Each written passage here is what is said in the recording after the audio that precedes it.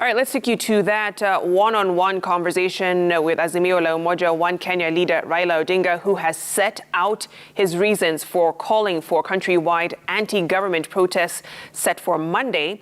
The opposition leader says the protests have been necessitated by three key issues, which he claims President William Ruto and his administration have turned a deaf ear to.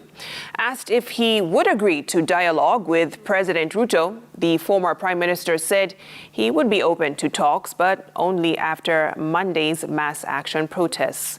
Citizen TV's Sam Gituku reports. In a day's time, former Prime Minister Raila Odinga has organized for national protests to be held in Nairobi. He has invited his supporters from across the country to converge in the city to protest what he terms a government that is not listening, an extremely high cost of living, and also what is going on in the reconstitution of the IEBC. We are here in Karen to speak to Raila Odinga on what success looks like to him and also what the end game is in terms of this protest and what options exist in resolving the standoff between him and the president. Mheshimiwa Raila Odinga, how are you doing this morning? Fine, thank you, my dear. Yeah. How's it going? It's good. How are you preparing for Monday? Well, we're waiting for Monday to come. We found him in a series of meetings with Azimio la Umoja leaders in what appear to be final touches ahead of the Monday protests. At a time, the government has introduced subsidized fertilizer to lessen the burden of production costs on farmers, and at a time the country awaits arrival of duty-free imports of maize and rice, Odinga says that is not enough to lower the cost of living. If it had been our government, me and President Kenyatta, they made us. That was from that experience, to import the maize and then get it in the country duty-free and ensure that it is retailing at a price that is affordable to the population. But what has happened is that licenses have been given to people. Ask us, who are these people who have been given licenses? They are friends of politicians. As most of the big millers, they will tell you they have not been given license to import maize. Since early this year, the Azimio leadership has cited a whistleblower's report to allege that William Ruto didn't win the presidential election fairly. The coalition has called for opening up of the election servers to prove who really won the election. Why should Kenyans trust what you're saying, which is based from an ethical hacker, versus the institutions mandated by the Constitution to work around matters election? We need to go by facts. We're talking about facts. Because institutions make mistakes. Some, you tell me, the Supreme Court consists of 7 judges, and they cannot be 8, they cannot be 6, neither can they be 4.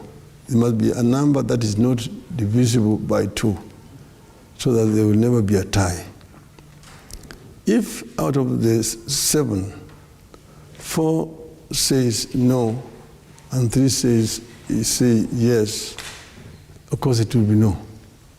They go by majority. That's what it is. And you will see at Bomas of Kenya, on that day of elections, of announcing the results on the 15th of August, 4 commissioners disputed the results being announced by Mr. Chebukati. Chebukati was there only with the 2 commissioners. So basically, those results will never stand anywhere in the world. The Azimio team has also taken issue with the ongoing reconstitution of the electoral body IEBC. Odinga says the Cherry reform must be reinstated. Those 4 commissioners must be reinstated back to office. Do you think it's a possibility in law once they have resigned? Yes, a possibility in Article 1 of our Constitution, the people. But, Mheshimiwa, the law stipulates how you pick commissioners. Because, see, the commissioners enjoy security of tenure when they are exercising their duties. Okay? But now, you're using a parliament which has been compromised to hand them out of office and saying that, it is legal because a parliament has decided a commission should be, a tribunal should be set up. The president, who himself is a candidate in this case, the president himself is a suspect because we are challenging his elections. He's the one now constituting a tribunal to try commissioners who had said he was not elected. You see, you must therefore go to Article 1. You have no other choice. On the 2nd of March this year, the IEBC selection panel was sworn in to commence its duty to hire new commissioners. They have already advertised the said positions, with applications set to close on the 28th of March. That process should be stopped. Who will stop it? Pardon? Who will stop it? Mr. Ruto. In what context in the law? How can he do that? But they are the ones who initiated the process. They can stop it at any time. I'm asking that, Mheshimiwa Odinga, because the IEBC Act is stipulating what is supposed to be happening now at the selection panel. The only response to the president is a list of names from which to choose commissioners and a chairman. So where does he intervene in the... I'm saying that panel, which is been charged with the responsibility of advertising and selecting members, is a biased panel. They are going basically to shortlist people who are older and Kenya Kwanza friendly. So if there's such a commission, you won't be participating in the 2027 election as a party? Why would you go to participate in an election? You're going to compete with somebody, with the referee who has been appointed by him? How? Odinga and the Azimio Umoja party have taken issue with the amendments to the IEBC Act, accusing the Ruto administration of unilaterally causing the amendments.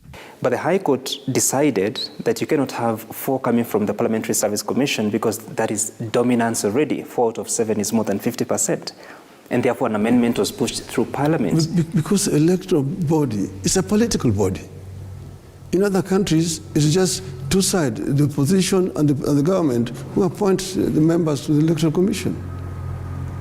It's a political process. That's why the Parliamentary Select Committee should have the majority, because they're representing one side of the political divide, and others representing the other side of the political divide. But the High Court found that unconstitutional. How? How would it be unconstitutional? They decided that you cannot have majority of the panel coming from one institution. The High Court are not politicians, and the Constitution is not. This idea of talking about unconstitutional, where is it unconstitutional? Come Monday, Odinga says, Azimio supporters will troop to the city and other major towns with a petition for various government offices. For Nairobi, the destination will be the office of the president. We'll hand the petition to the president wherever he is. If he's in the office of the president, we'll take it there. If he's in State House, we'll take it there. So if he's at State House, you'll walk to State House? But peacefully. And only 2 or 3 people will walk inside to go and present the petition. Mheshimiwa Raila Odinga, State House is a protected area. How do you plan to gain access without an appointment? But appointment is on notice. We can paste it at the gate of the State House. And you just paste it there, we hand it over to the guard who will be there. If the president will not want to receive it. But if he opens the gate, we will go and take it to him ourselves. To resolve the stalemate, Odinga says it is up to the president. We have no other option. This is the only option that we have to bring home our demand, and which we are doing not in our own interest or on our own behalf, but on behalf of the people of Kenya.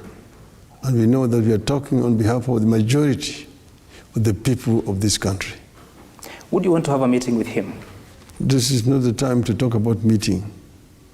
We will talk after Monday.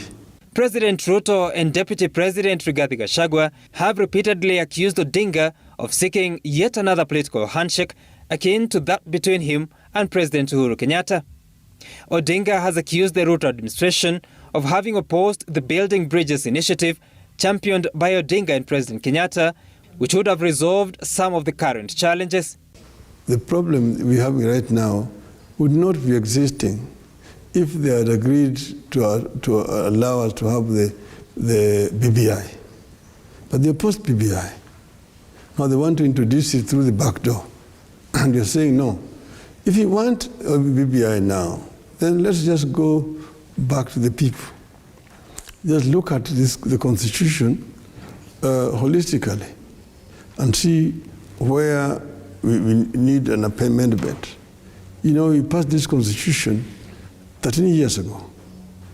So it is really now time to do a review of it and to see what is working, what is not working. But how do you get to that conversation with the president, a person that you're already questioning their legitimacy? By the time we were thinking about this thing, the information that we now have had not come to light.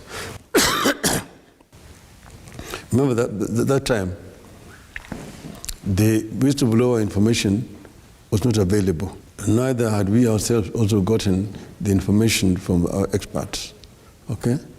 But now that we have this information, which casts doubt on the authenticity of the information released at the Bomas of Kenya, I think it is just fair for Kenyans to know clearly, if only for posterity, what transpired.